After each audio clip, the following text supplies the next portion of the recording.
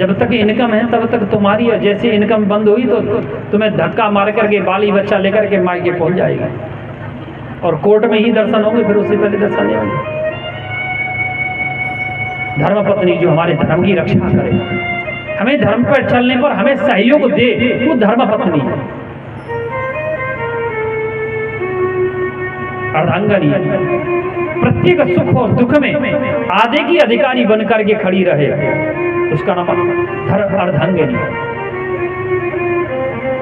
भगवान भोलेनाथ भी तो अर्धांग बने ना, अर्धनारीश्वर।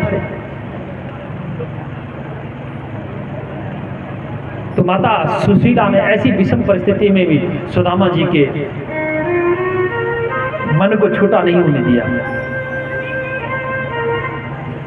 सुदामा जी को आज 8 दिन हो गए, भिक्षा नहीं मिली, तो कभी भी धन हम लोग हैं, हम लोग आएंगे पत्नी पे बेटी बेटा पे गुस्सा करेंगे, आज मजदूरी नहीं मिली, ये पिटोगे भागो मारो, सबको मारेंगे, मारते हैं।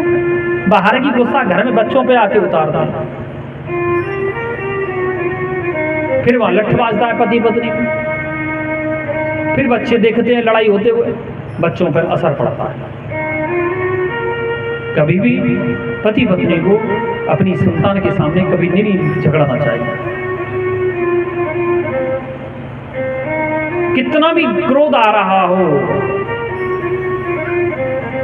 तो जब बच्चे नहीं हो, बच्चे विद्यालय चले जाएं, खेलने चले जाएं, इधर उधर हो जाएं, तब खूब एक हाथ डंठा दे देना पत्नी के हाथ में, एक डंठा ले लेना अपने हाथ में, खूब धमर कोटा पड़ता है और निश्चित ही उनका भविष्य खराब हो जाएगा।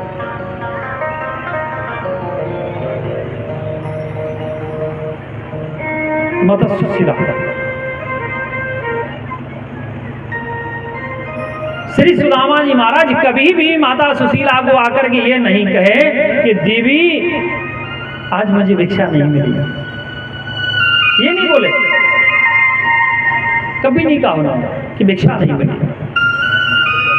जय श्री कृष्ण, जय श्री कृष्ण, जय श्री कृष्ण करते करते सुदामा जी घर आते, आकर के खाली झोला और कांटी से टांग देते। जब कांटी से टांगते आवाज होती तो कहते सुशीला, अंदर से मैया सुशीला कहते प्रभु आप आ गए?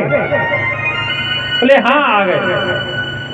चाहता आज वो जल का भोग लगाना चाहता।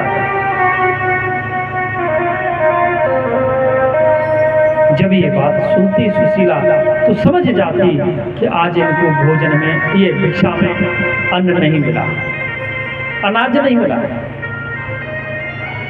सुशीला कठौती में जल लेके आती, उसी में सुदामा जी तुलसी पत्र छोड़ते, डालते और द्वारिकाधीश को भोग लगाते। हे द्वारिकानाथ प्रसाद पाओ।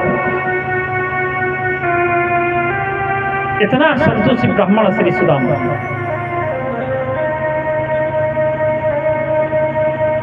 आज श्री सुदामा को 10 दिन हो गए भिक्षा नहीं मिली। श्री सुशीला माता झगड़ने लगी, प्रभु आप जाते क्यों नहीं है द्वारिकाधीश के पास? बोले देवी मैं नहीं जा सकता, मित्र से मांग नहीं सकता और भगवान से मांगने में कोई शर्म नहीं है, कोई लज्जा नहीं। यही कारण है मैं कन्हैया के पास नहीं जा सकता, क्योंकि कन्हैया मेरे भगवान होने के नाते साथ साथ वो मेरा परम सखा है और सखा से मैं मांग नहीं सकता।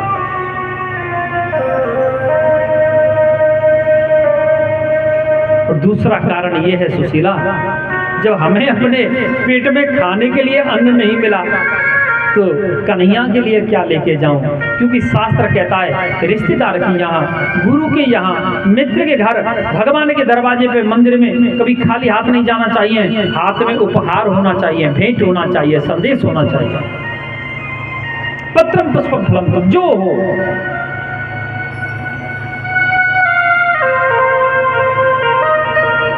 माता सुशीला ने अवसर देख लिया, बोली प्रभु ये व्यवस्था मैं करके दूंगी। माता सुशीला समझ गई, बोले ठीक है देवी आप संदेश की व्यवस्था कर दो तो मैं चला जाऊंगा द्वारिकाधीश के पास, लेकिन ध्यान रखे मैं द्वारिकाधीश से ये नहीं कहूंगा कि मुझे धन की आवश्यकता है, याद रखना। जाऊंगा अपने परमात्मा के दर्शन करूंगा, मित्र को गले लगाऊंगा और दर्शन करके आ जाऊंगा। बोले आप दर्शन ही करके आ जाओ, जाओ। क्यों? सुशीला जानती है ये द्वारिकाधीश के पास जाएंगे, द्वारिकाधीश अवश्य कृपा करेंगे। क्यों करेंगे कृपा पता है? जब एक दिन श्री सुदामा 10वां दिन हुआ, तुलसी का पत्र लगाए, उसी समय माता रुक्मिणी भोजन लेकर के आगे भगवान कृष्ण को देखी रो रहे। माता रुक्मिणी ने आकर के लीलाधारी, हे लीलाधारी आज आपकी नेत्रों में आंसू क्यों है? रुक्मिणी मैं अपनी व्यवस्था के, अपनी मजबूरी के लिए, अपनी व्यवस्था मैं कितना विवश हूं इसके लिए मैं रो रहा हूं, अपने दुर्भाग्य के लिए रो रहा हूं। बोले क्यों? मैं त्रिलोकी स्वामी होते हुए भी मैं अपने सुदामा के कष्ट को हरण नहीं कर सकता। ध्यान देना, मैं जानता हूं मैं सुदामा के पास जाऊंगा, जा नहीं सकता और वो मेरे पास आएगा नहीं। तो मैं किस प्रकार से सुदामा के कष्ट दूर करूंगा? अगर यहीं से सुदामा के ऊपर कृपा बरसाऊंगा, उसे धन वैभव सुख संपत्ति दूंगा, तो सुदामा के जो शेष कर्म हैं फिर अगले जन्म में उसको भोगने पड़ेंगे।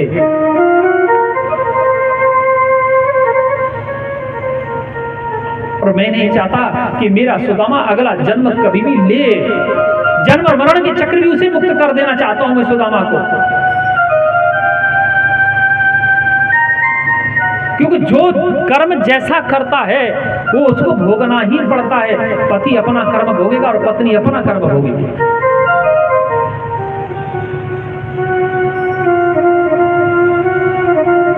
पत्नी अगर शुभ अशुभ कर्म करेगी वो अपने लिए करेगी, और पति अगर शुभ अशुभ कर्म करेगा तो उसका आधा भाग अपनी पत्नी को चला जाता है।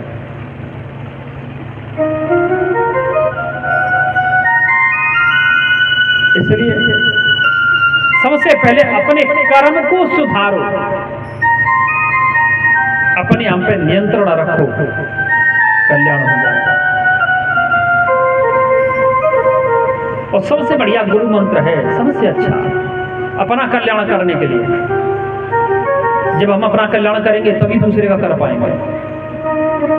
सबसे बढ़िया मंत्र है कि कोई बढ़िया इंसान हो उसकी कभी प्रशंसा मत करो, और कोई जो बुरा इंसान हो उसकी कभी बुराई मत करो। आप अगर बुराई करोगे ना, अरुण जी बहुत बेकार आदमी छिया, अरुण जी ये छिया, ये छिया। अरे अरुण जी ने जो पाप किया वो सारा पाप मैंने छी छी करके अपने ऊपर ले लिया दादा, है उसका सारा पाप मेरे ऊपर आ गया, काहे लूं मैं? क्यों लेंगे? अगर हम बुराई करेंगे तो आपका पाप मेरे ऊपर आके बैठेगा। जब मैं बुराई करूंगा ही नहीं तो आपका पाप मेरे ऊपर काहे के आके बैठेगा?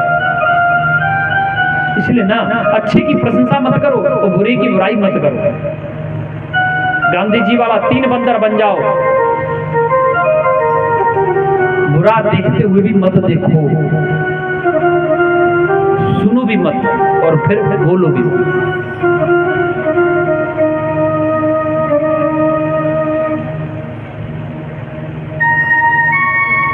माता रुक्मिणी को भगवान श्री कृष्ण कहे, देवी मित्र हो तो मेरे सुदामा के जैसा हो, अन्यथा न हो। और आजकल के मित्र पता है, स्वार्थ लाग करई सब प्रीत, स्वार्थ को लेकर के करते हैं। और बहुत से भाई मेरे जैसे है ना, मित्रों में ज्यादा समय देते हैं। और भैया देख लो, वो मित्र जब तक हैं जब तक तुम्हारी पॉकेट में पैसा है। और बेटा तुम्हारा एक्सीडेंट होने दो और तुम्हारे पास पैसा ना हो, गरीबी स्थिति हो, मैं गारंटी देता हूँ वही दोस्त तुमको रोड पे चढ़ता हुआ छोड़ के भाग जाएगा।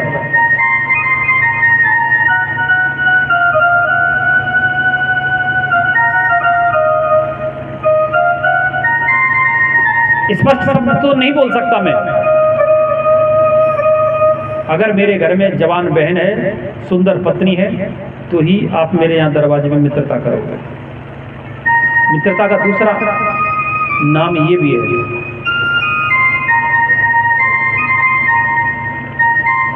और सबसे बड़ा परीक्षा कि ये मित्र मेरे लायक है कि नहीं, सबसे बढ़िया अच्छी बात है मित्र के बारे में पता कर लो।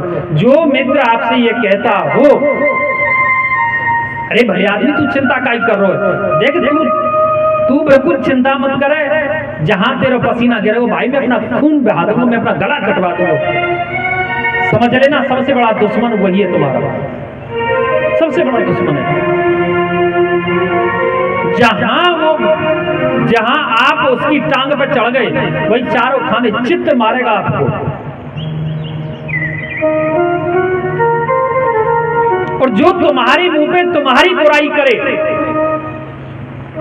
आपके मुंह पे आपकी बुराई करे, तुम बड़ा मूर्ख है, तुम ऐसा कार्य काहे किए, ऐसा करने से आपकी कितना अपमान हुआ है, तुम्हें सभ्यता नहीं है, मन तो किया था आपको मारता मैं। कड़वा बोले जो आपको जिससे क्रोध आना प्रारंभ हो जाए, समझ लेना वो सच्चा दोस्त वही है, सच्चा मित्र वही है, सच्ची राह दिखाने वाला। क्योंकि सच्चाई जो होती है वो कड़वी होती है। मीठी दवाएं कभी बीमारियां ठीक नहीं करती, जो कड़वी दवा होती है ना, तीखी दवा होती है वही अच्छी करती है। नीम जितना कड़वा है उतना ही फायदेमंद है, करेला जितना कड़वा है उतना ही फायदेमंद है, केला सेब जितना मीठा है उतना ही नुकसानदायक है, बीपी वो बढ़ा देगा, डायबिटीज ऊपर।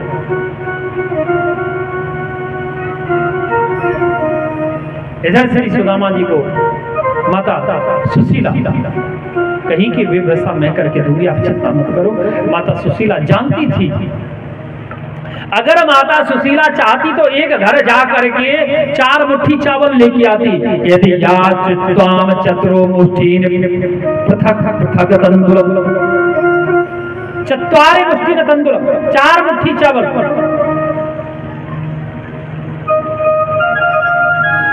4 मुट्ठी चावल माता सुशीला मांग करके लाई। चाहती तो एक घर से लेके आ सकती थी, एक जैसा चावल, उसना है तो उसना, अरवा धान टूटा जैसा था एक जैसा था, 4 मुट्ठी कहीं से मांग के ला सकती थी, लेकिन नहीं लाई।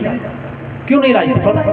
वो जानती है कि जब श्री सुदामा जी महाराज और द्वारिकाधीश के सामने जाएंगे, द्वारिकाधीश कहेंगे कि सुदामा भैया तू कैसा है, सुदामा एक ही बात बोलेगा, बोले भैया तेरा मित्र सुदामा आनंद में है, बहुत सुखी है, प्रसन्न है, यही शब्द बोलेगा और कोई शब्द नहीं बोलेगा। ये नहीं कहेगा कि मैं गरीब हूं, 10 दिन से मेरे बच्चों ने भोजन नहीं किया, ये नहीं बोलेगा श्री सुदामा।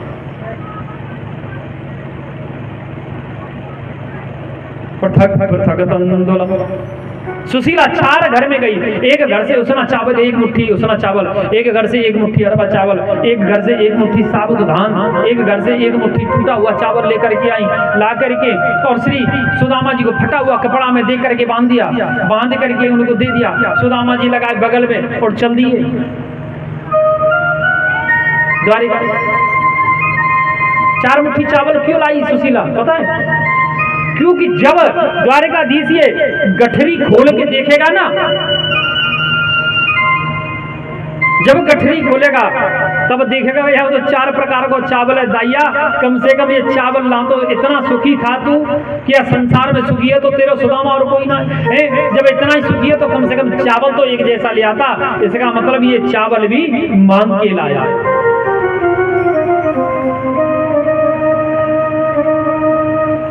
कहते ना जितना राधा रोई रोई कान्हा के लिए, उतना कान्हा रोई सुदामा के लिए। क्यों रोई? क्योंकि मित्रता बड़ी सौभाग्य से मिलती है, बिरला ही कोई मित्र मिलता है। एक बार श्री सुदामा जी महाराज और भगवान श्री कृष्ण लकड़ी काट रहे जंगल में, लकड़ियां काटते काटते श्री बारिश आई और बारिश में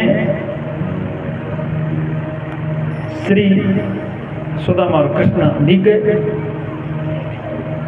जो माता ने गुड़ और चावल दिया वो पहले खा लिया, और बारिश जब बंद हो जाती थोड़ा भूख लगती है। ये अनुभव हमने भी किया है।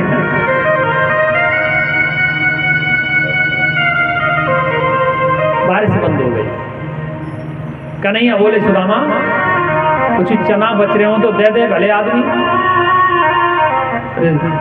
बोले अब कहाँ बच रहे हैं चना, खाए तो लिए हम दोनों ने पहले ही। बोले तो चलो अच्छा मैं कोई ना कोई फल फूल देखता हूँ, कंदमूल कोई दिखता है। तो एक कन्हैया को एक फल मिल गया,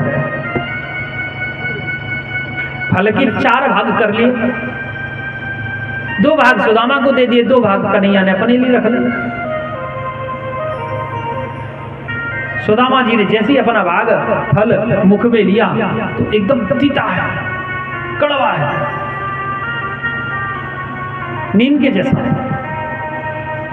सुदामा जी शीघ्रता से फटाफट जल्दी और वो दोनों भाग खा गए और बोले कन्हैया अरे देख देख दे भले आदमी, भैया तू तो देख, तू तो राजपूत है, तू तो क्षत्रिय है, और देख तू तो भूख सहन भी कर ले, तू में तो ताकत है, सहन करने की क्षमता है, लेकिन मैं तो एक ब्राह्मण हूँ और ब्राह्मण में अग्नि बहुत ज्यादा हो, तो भले आदमी वो भूख लग रही है, तू ये फल तू मत खावे, तू वो दे दे। कन्हैया एक फल का टुकड़ा देते हुए बोले सुदामा मैं नहीं दूंगा, तू पेटू है, ये नहीं पता है कि मैं भी तो भूखा हूं, भले आदमी इतना, आधा तू खा ले आधा मैं खा ले। बोले ना भैया तू तो क्षत्रिय, तू तो सहन कर ले। तीसरा टुकड़ा भी सुदामा जी खा गए, चौथा टुकड़ा फिर मांगने लगे, भिखारी की तरह मांगने लगे। कन्हैया को आया क्रोध, बोले चल मैं ना दे रहा, बामन को पेट नहीं भर दो, लेकर के भगवान अपने मुंह में खा गए। और जैसे ही मुंह में भगवान ने वो फल को टुकड़ा लियो, तुरंत बाहर थूक दियो और सुदामा को पिटाई करने लगे, मारने लगे। सुदामा तो पागल है वो बामन के, है तेरी बुद्धि खराब है, इतना तीता फल जो मैं मुख में नहीं दे पाया वो तीनों तू खा गया, कैसे खा गया, तुझे पागल है, तेरी बुद्धि खराब हो गई, इतना भूखा है तू। श्री सुदामा जी महाराज गोविंद को गले से लगा लिए, बोले मित्र तेरी मित्रता में तो ये कड़वाहट क्या मैं पूरी जीवन भर अपनी कड़वाहट में डाल सकता हूँ। मित्र मैं यही चाहता था, मैं बार बार यही टुकड़ा इसीलिए मांग रहा था कि जो कड़वाहट ये फल के अंदर है वो कड़वाहट मेरे कन्हैया के रसास्वादन तक नहीं जानी चाहिए, क्योंकि मेरा कन्हैया हमेशा मिष्ठान खाने वाला है। कड़वाहट तो मैं जितने भी कन्हैया की जीवन की कड़वाहट है सारी कड़वाहट मेरे जीवन में आ जाए और मेरे जीवन की जितनी मिठास मेरे कन्हैया के जीवन में चली जाए।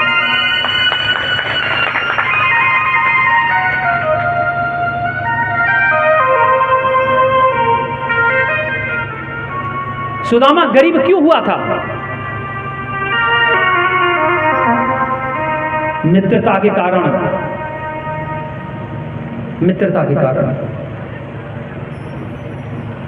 ये जो चना गुरु माता ने जो चना दिए, जो अकेले ही सुदामा पूरा चना चोरी से खा गया। आपने कथा सुनी हो कि सुदामा जी चोरी से चना खा गए। चना साधारण चना नहीं थे, वो एक चोर एक गरीब दरिद्र ब्राह्मण के यहाँ से चोरी करके लाया था और वो उन्हीं के आश्रम में सांदीपनि के आश्रम में पटक गया और वो ही चना माता ने कन्हैया और सुदामा को दे दिए। सुदामा जानता था, त्रिकालदर्शी ब्राह्मण था, वो जानता था कि अगर ये चना इसमें से एक भी दाना अगर मेरे कन्हैया ने खा लिया ना तो मेरा कन्हैया गरीब हो जाएगा, इसलिए इसको मैं गरीब नहीं होने दूंगा। सारी दरिद्रता जो भी गरीबी है जो भी कष्ट है वो मैं अपने भाग में लेता हूं। सुदामा जी महाराज पूरा ही चना अकेले खा गए चोरी से, इसलिए गरीब होना पड़ा।